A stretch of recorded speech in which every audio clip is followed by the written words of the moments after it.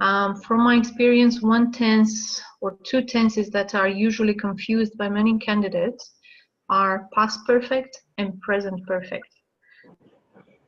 That's because in some other languages, these tenses do not exist.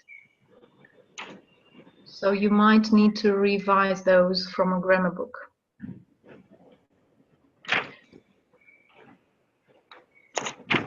For example, in my first paragraph here, I used past perfect. She had a fall. So, who was admitted to our hospital after she had a fall. Had a fall is an action that happened before was admitted. So had is past perfect, was admitted, past. And I'm writing right now. So as you can see, I start from the furthest to the closest. But if you miss the tenses, your story is shaky. So try to revise that. Also, when you reread your letter, make sure the timeline is correct, that there is a clear beginning of the story, middle of the story, end of the story. Also, make sure you have some linking words in there. If you don't have them, try to think, where can I put them? Can I add here another however, or which leads to, or due to, or if, or because? Those will give more logical, will give more clarity and logic to your sentences and to your story. Also, try to have the 4 types of sentences. Force your brain to think, I need a complex sentence, or I need a complex compound sentence. Because if you don't have it, your level will be intermediate. And it's okay, but it will not give you a B score that you need for your registration. Make sure you have some modal verbs. So try to put in there somewhere a may, might, should for sure at the end, in the future paragraph, should, for recommendations. May, should. Because you all come from maybe India or that area, I know you might have a problem with the articles. This is my biggest issue with my Indian students most of the time. So try to revise when to use a, an, the, and zero article. Why do I say a cat entered the room, and why don't I say the cat entered the room? Or why do I say medicine and not the medicine? So try to work it out. And again, a good grammar book could help you. A grammar book that I recommend you is Advanced Grammar in Use. And I'm pretty sure you can find it online somewhere, if you look carefully. All right, after that, make sure you have somewhere in the second part during the hospitalization where you explain the process or the procedures that were done to the or the tests that were performed. Make sure you use passive verbs. So the patient underwent a procedure, but a procedure was done, or a test was done. Yeah, so the change of passive and active is important. You should have at least an if clause. The place where you should have it at least should be at the end. If you remember the final line, if you have any queries, do not hesitate. Or should you have any further questions, do not hesitate. Yeah. So that's the if clause. Try to show cause and effect if possible.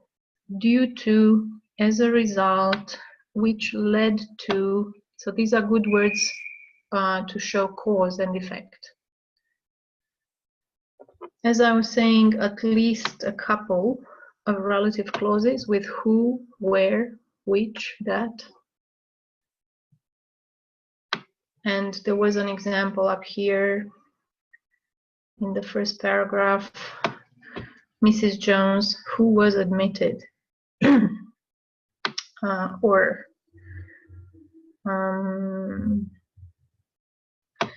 she is to remain on her regular medications, which are Coumadin, blah, blah, blah. Yeah. You can also include the purpose of something.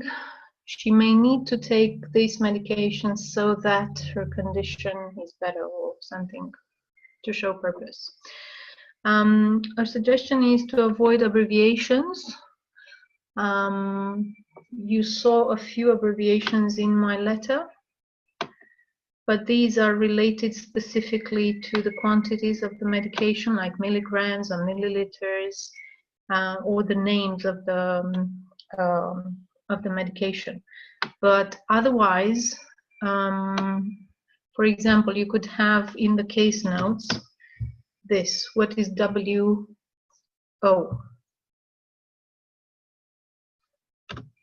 Or like this, without or per day. Avoid these. We want to see full words. Okay, so try not to use abbreviations. Some abbreviations that are accepted are BMI, body mass, BMI, body mass index, milligrams, liters, or whatever. So measurements are usually okay. But if you have in the case notes CVA, what is CVA? Cardiovascular accident. So make sure you put that in full words. Okay. So don't leave it just CVA, because that's something you would put in the chart. Okay. And another question that I know you might have is about the number of words. You should be sticking to 180 to maximum 200 words.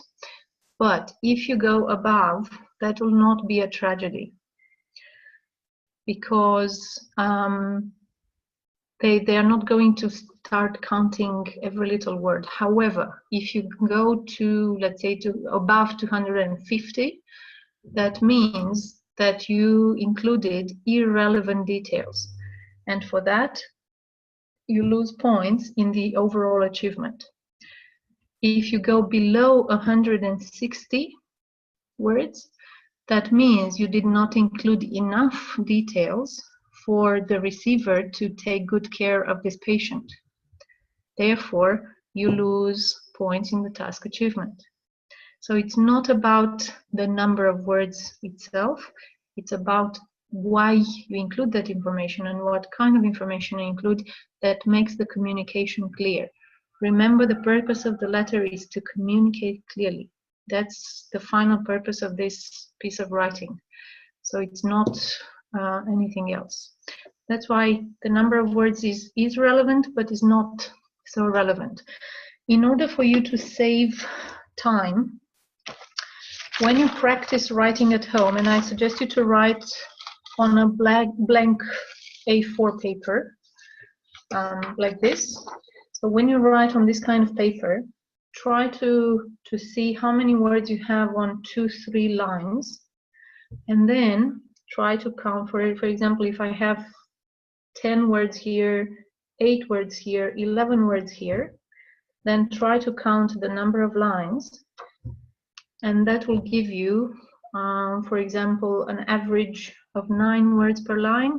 So 9 words, you will need probably 20 lines to write, to have 180 words, and that will be enough. So don't waste your time. I see a lot of candidates during the exam trying to count their words. You waste a lot of time on that. Your time is so important during this exam. So don't focus on that. Try to know, I usually write 9 words per line. So I need about 20 lines, okay? And that, if you know that before you go into the exam, you save yourself some time from counting. Okay. So this is, let's say, a short list of what you can revise during the exam.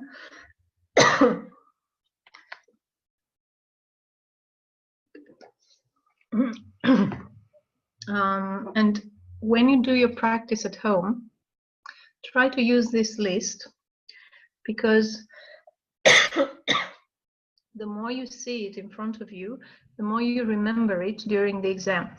During the exam, you will try to think, do I have the tenses? Do I have subject, verb, object? Do I have linking words, time markers, types of sentences, modal verbs?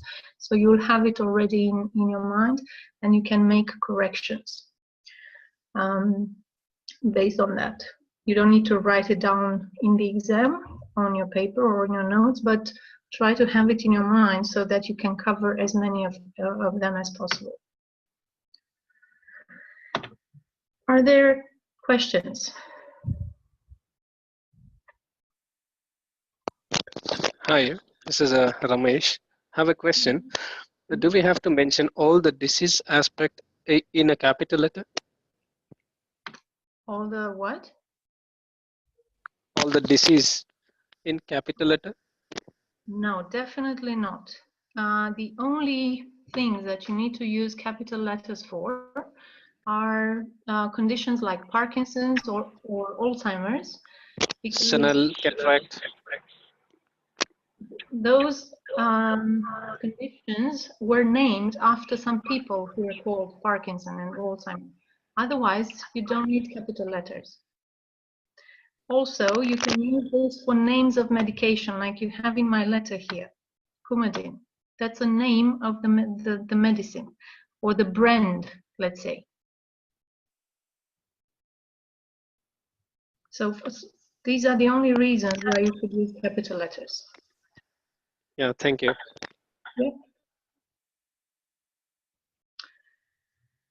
Are there questions from the big group there? You can come closer to the computer if you need.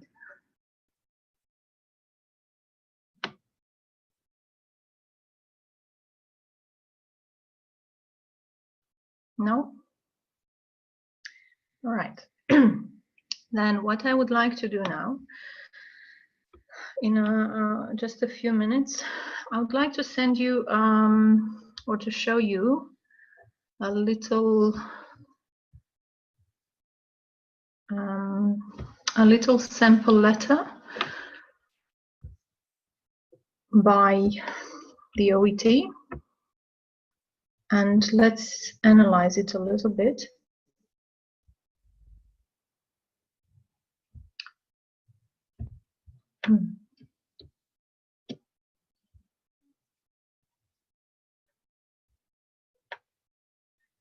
Sorry, my computer is a bit stuck.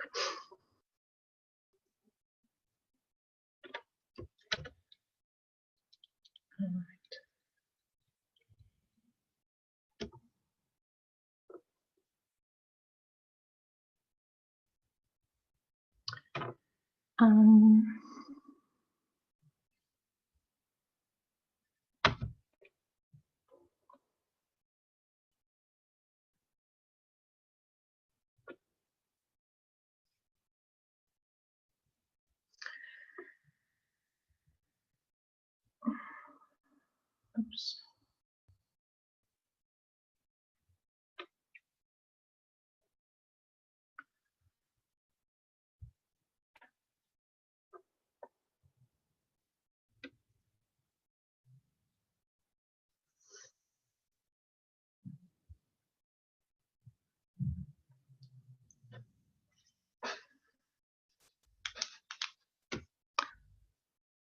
Can you all see the letter that I'm sharing?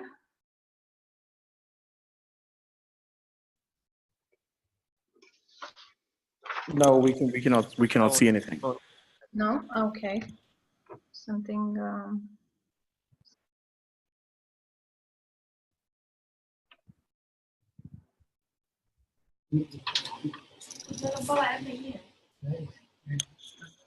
Is your computer hanged?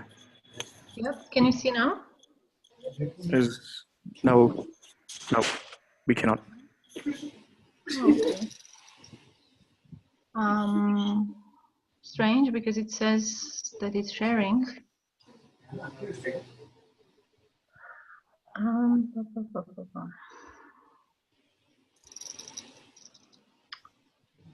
Let's see what I can do about it. She's doing something. She's searching a demo letter for you.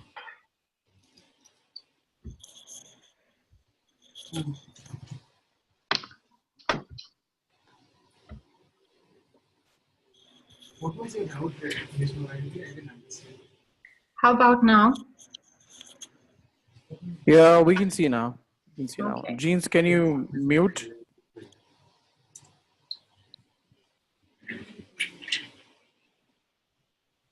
Okay, so what I want you to do is to try to read the actual letter from I am writing in regards of.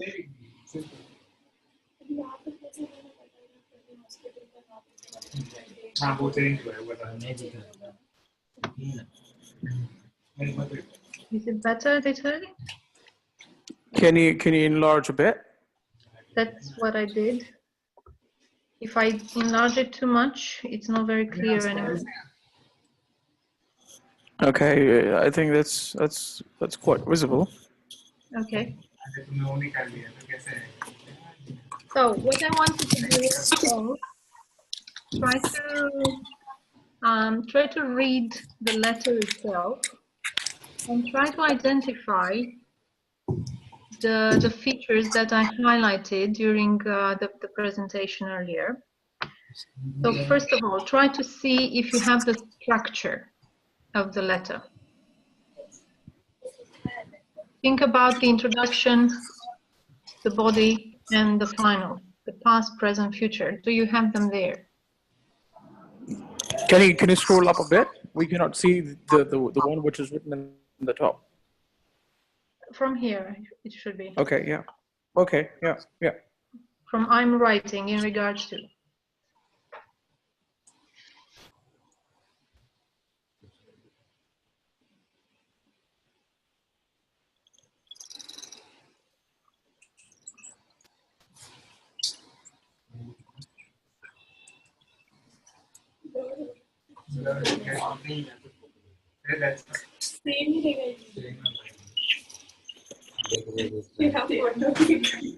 Yeah, maybe that's a good idea. Jens? Jens, can you hear me? Jens, can you hear me? Yes, yes. Okay, can you, are you able to see it properly? Is it clear enough or not? No. No. Okay, do you guys want me to read it? Will that be okay? Well, I can read it myself if you need, but it's important to also follow it on the screen somehow. Okay, I'm writing in regards of a referral of Mr. Ted Watson, 72 years old. Mr. Watson was admitted to the rehabilitation unit on the 10th of May 2007 after being diagnosed with decreased mobility related to surgical repair of a fractured right neck of femur. So this is the introduction. Do we have the diagnosis? Do we have the date of admission? The name of the patient? The age? Yeah. Do we know the reason of his medical condition?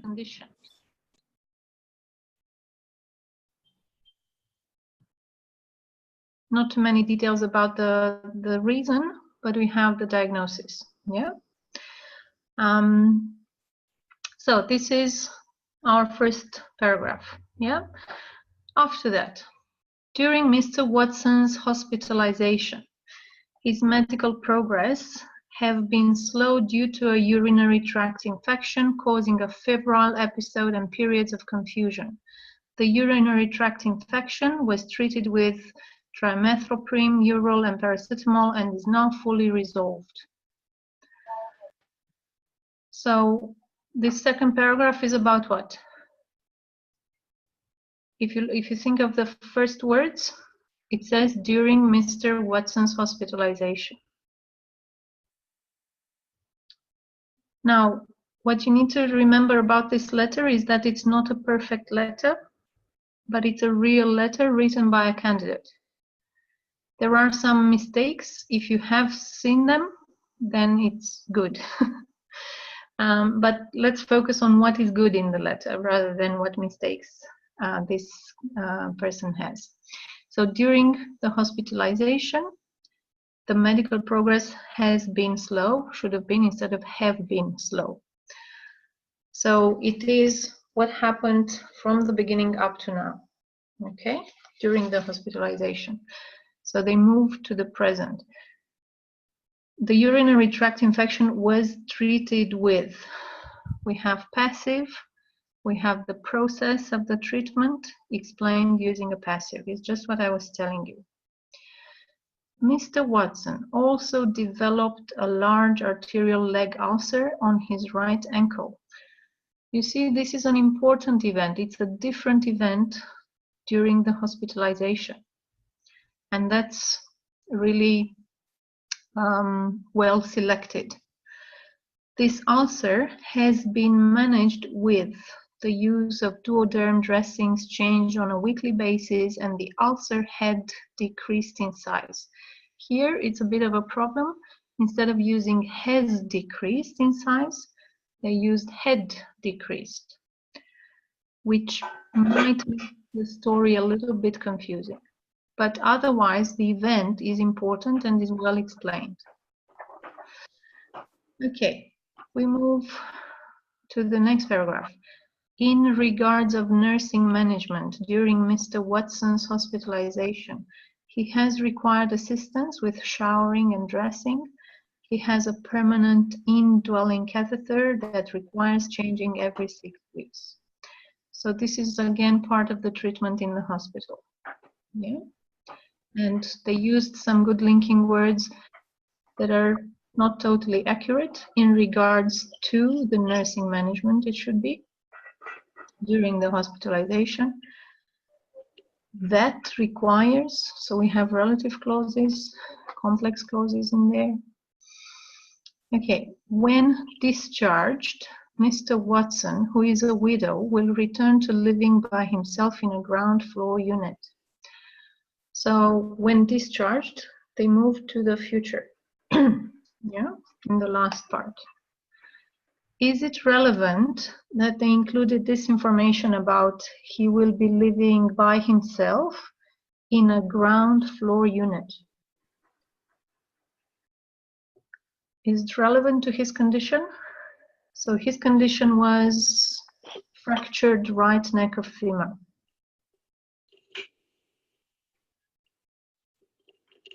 He lives by himself in a ground floor unit.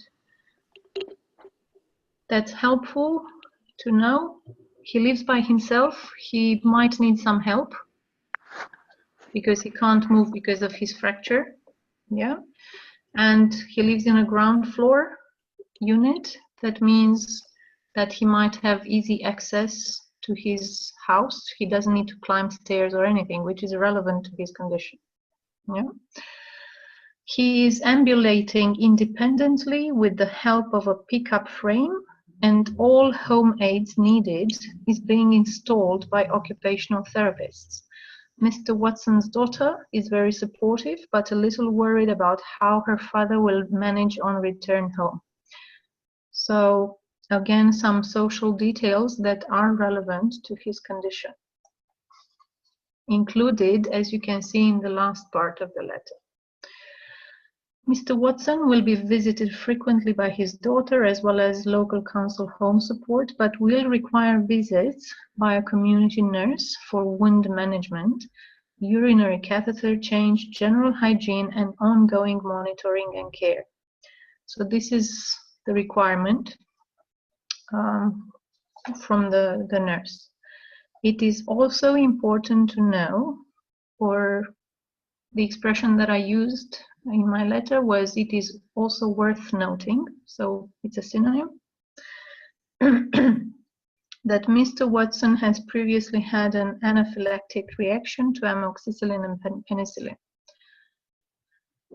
Do we need to know that he had an allergy to medication? It's possible, because if they need to change the treatment in the future, we might kill the patient because of the allergy. Yeah, so it's useful. If you have any further queries, please do not hesitate to contact me. Now, there were some issues with this letter. I'm going to read what the examiners said about the letter. And for the people who can actually see, it's up here. The candidate's response is generally strong, although there are some basic grammatical errors, for example, with verb forms, and a few minor errors of punctuation and spelling. The message for the intended reader is clear. The sequence of information and its layout is appropriate. A suitable tone for the communication is used. The response is somewhat too long, about 280 words. Nevertheless, overall task fulfillment is good. So, as I told you, it's not about the number of words, it's about the quality of the writing and what you select and what you include and how you express it, the kind of language that you express. Now, if you have, and this is a letter that is posted by OET themselves, so it's an official good letter, let's say. Even if it has some mistakes in it, it's still a letter that probably was a pass. But the idea is the structure is in there. The information is relevant, although there are some irrelevant details that could have been deleted. For example, you have the last part. When discharged, Mr. Watson will be visited. It is also important, should have been in one single paragraph in one way, because if you notice, how many paragraphs do we have here? 1, 2, 3, 4, 5, 6, 7, 8 paragraphs. That's too much. Okay.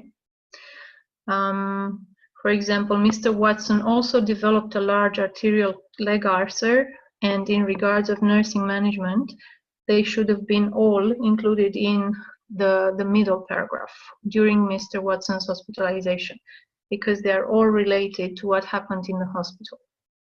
So then, if they put together these paragraphs, then they would have had a more organized letter, let's say. But it's still considered good, even if they had so many words and so many paragraphs.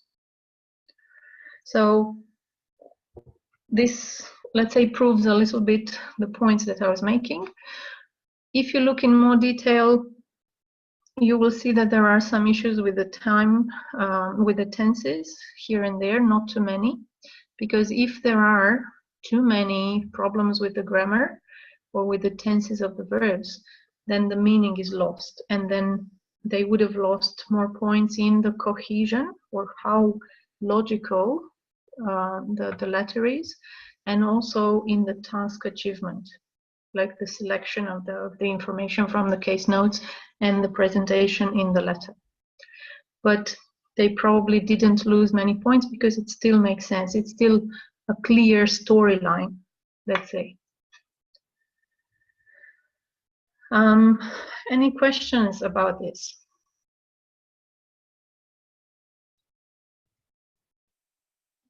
I know it was a lot of information.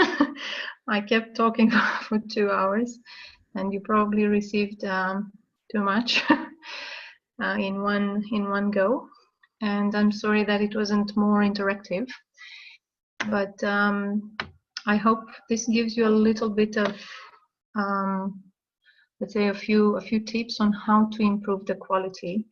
It's not much time that you have left until the exam, because it's just on Saturday.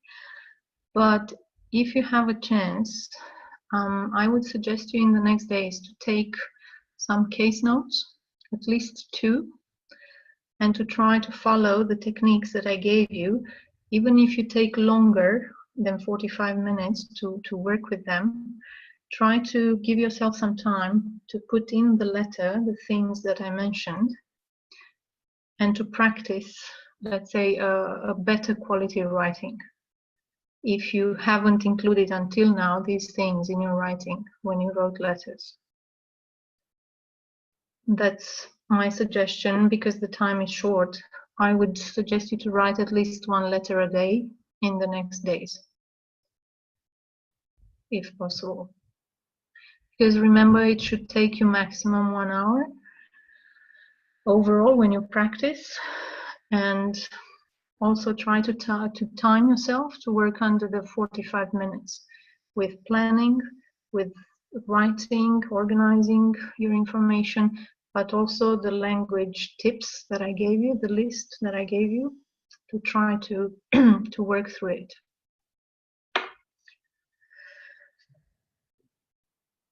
Are there any other things that you want to ask? Question. It's out of the writing. Reading and listening modules are equal, are same to every person's, like doctors, physio, other. Yeah. For the, is it the same or it is different for the nurses? So the listening is the same for sure for everybody, the same the reading. I don't know anything about medicine.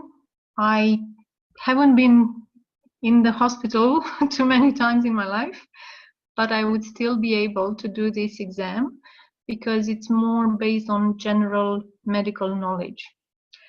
If you want to practice more, let's say the type of language or the types of questions, I suggest you to go on ABC Health online, where you find a lot of articles on various topics, but they are general interest topics. They're not going into medical details because they're not testing your knowledge of the medical information, but your ability to work with the text.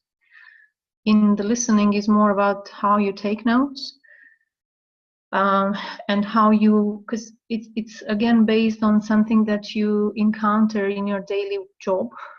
In the hospital, nobody has time to repeat for you 3-4 times the same information. You just have to take notes on the go when you talk to the patients or when you talk to the doctors. The same when you go to a lecture to listen to some professor talking about, or some doctor talking about different conditions. Again, you have to take notes while they talk. So it replicates a little bit what happens in the reality of your job as well. The same with the reading, articles that are of general interest.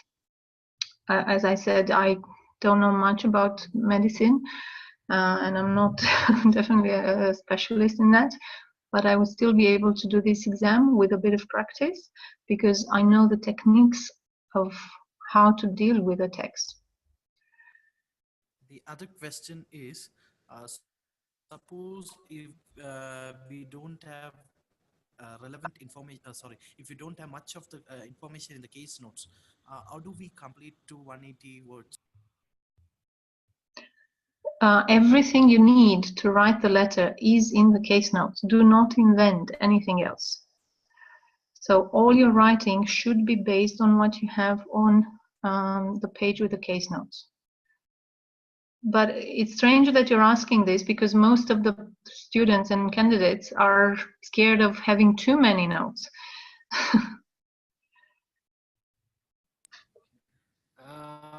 We had one practice session. In that case note was given like the postnatal mother with the baby, referring to the other center. So we don't have much information other than this. Was this in the exam or was this in your courses or practice?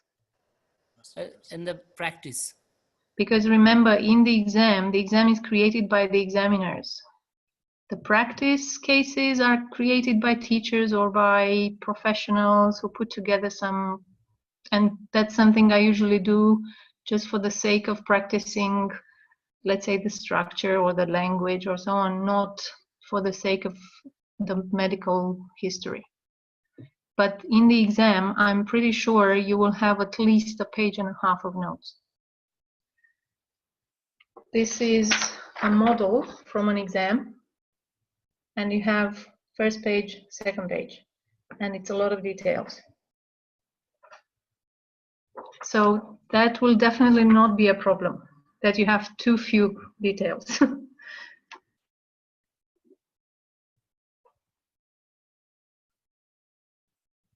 Yeah. And one more question. How do you Sure. exactly mention the objective and the subjective? How do you differentiate? The subject and the object, you mean? Is The subject is the person who does the action. The object is what happens based on the action. For example, the doctor treated the patient. The doctor is the person who does the action of treating. The object is what was done. Yeah, what was treated, the patient. Yeah, so this is how you actually find out the subject and the object in a sentence. If you ask who did the action, that will answer the subject. And what was done is the object. Yeah.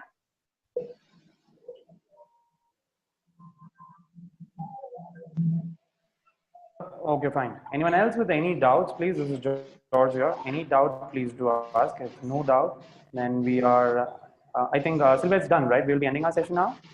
Yeah. Is there anything more to discuss? No, from my side, no. No. If there Okay, are... perfect. Yeah, if there is any question, you can definitely ask. And this is very rightly said by Sylvia. When you will write your actual case note, your actual exam, the case letters which will be given to you will be lengthy ones. So you will never find that I'm getting very less information to write and I don't have anything to write in the paper. So you will always get lengthy case notes when you're going for your exams, and you'll have enough content to write a letter. That is very sure. Okay. we would like to Just thank for this valuable time, and it was more informative, and Yeah. we have cleared many of our doubts, and thank you so much. Thank you one so last much. thing that I forgot. It happens sometimes that you don't have referral letters or discharge letters. You might have a letter to support, for example, to defend yourself against a malpractice or to present some case to some conference. These were very rare cases, but they were. What I want to tell you, don't freak out. Just try to think in the same way. For example, in the malpractice situation, what you have to prove is that you did the right thing. Therefore, you would go through the notes in the same way, but the purpose will be different. I am writing in reply to your complaint, for example. And then you would continue in the same way. When the patient came in the hospital, but everything would be in the past. The patient was admitted with this condition. In the hospital, we did this. So again, you tell the story. What we recommended was, or what the requirements to the discharge form was. It's literally the same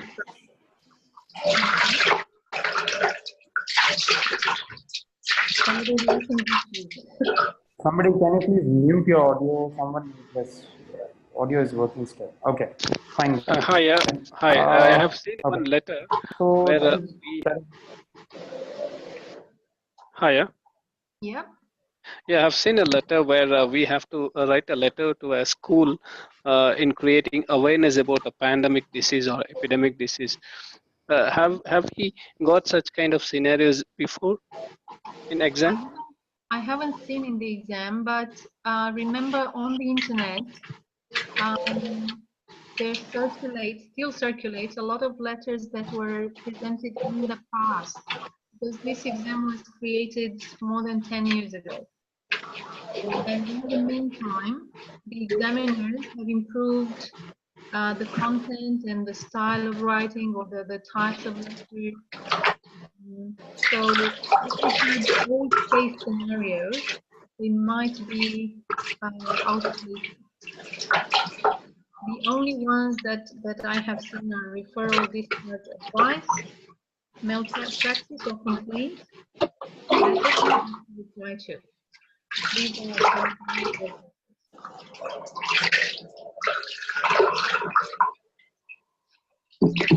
There's a lot of disturbances actually. Someone has kept the audio unmuted. That's a lot of background noise. I'm sorry for that. Okay. So Ramesh, has the question been answered? Any other question you have to ask? No, Joe, it's answered. Thank you. Yeah, basically was trying to say that those questions which you're saying, that was like 10 years ago, maybe an old question. But nowadays, it's very rare those kind of questions do come. But if it comes, then you can get panicked, and please try to attempt. Just look into the information which has been given to you and solve it accordingly. So don't just freak out or don't just panic by looking at the question. But it's just So this is some very valuable information she has. Yeah, Joe, I have a doubt regarding the history and fourth paragraph. You can ask her. She'll be able to help. Hi, hello. I need the person who is washing dishes or whatever washing to close their son. Yeah, this is something very disturbing. Okay, what you can do is, Sylvia, can you mute everyone? Only apart from this guy. Ramesh, what is your phone name? What is your name of the phone? I think he's Sandy. Sandy. Okay, Sandy. Okay. Sylvia, what we can do is, can you just mute everyone and only unmute Santosh, Santhosh, only unmute him, but rest all please mute so that we'll not have this noise.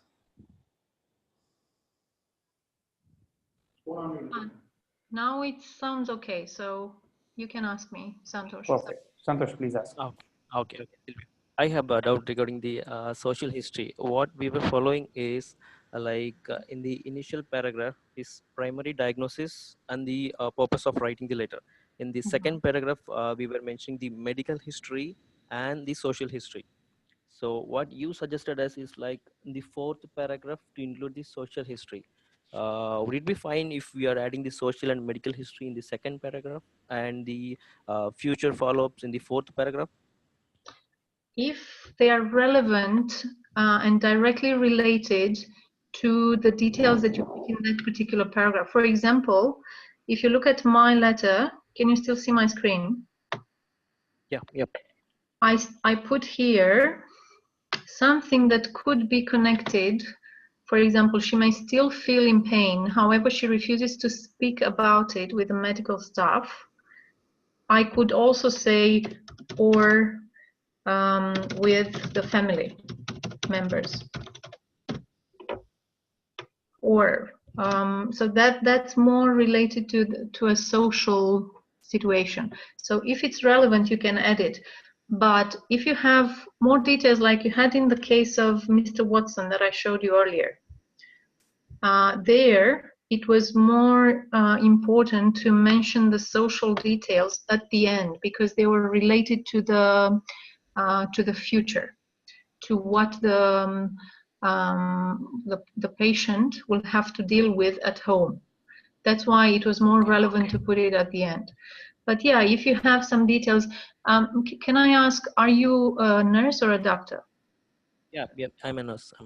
A nurse, because with doctors, the letter will look a little bit different because they have to deal a lot with the diagnosis, to put the diagnosis, first of all, and with the medical history of the patient. And in that case, they do need to work through the medical history rather than the current diagnosis and the current treatment. But yeah, for nurses, if you have anything that is directly related to that particular thing, then it's worth mentioning it in that paragraph. and then later in the final paragraph just to add whatever is worth remembering. Okay, okay, okay, fine, Yeah. fine. That's okay, fine. Thank you. No worries. Hi Sylvia, can you hear me? Yeah. Yeah, if the case note has got more chief complaints and primary diagnosis, do we have to add the primary diagnosis in the first paragraph so that we can continue all those chief complaints in the present history, right? Instead, if we have follow both these things in the first paragraph and the present history, that would be a repetition, right? So if you have a complaint letter, Yeah, chief complaints, more chief complaints plus primary diagnosis.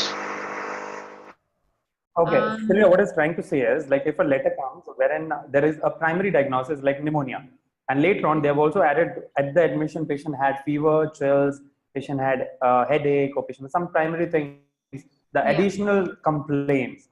So what they do as of now is initially in the first paragraph they only involve the primary diagnosis, the main diagnosis, and later when they explain the medical history, the symptoms, those would be the symptoms.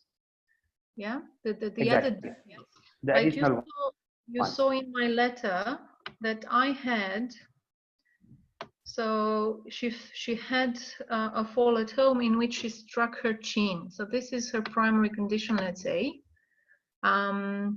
And then they start talking about the fall was not accompanied by consciousness, headache, or angina. Apart from the laceration, her skin was intact, although thin and fragile. So we do have some details because they are related to the primary condition. Otherwise, and this is because they were noted on examination. So this is when they came in the hospital. But if you have more of these symptoms that you want to talk about, it's better to put them in a second paragraph. In hospital, the patient underwent MRI or CT scan or I don't know what tests, and it was discovered that the patient had more symptoms. Yes. Yeah, Yes, thank you, Sylvain. sir. This is what they are also following. In the second paragraph, they're involving all this, the chief complaints, what they had, the symptoms, what they had with the diagnosis. That is the same format what they are following. That was it. So it was If this was the case, I would include two paragraphs. What happened initially when they came in the hospital, and then later in the treatment. So I would have two paragraphs in the middle. perfect. Okay. Fine. Okay, fine then. It was really very much useful, Sylvia. Thank you so much for your time. And I believe everyone has benefited from the knowledge what you have shared.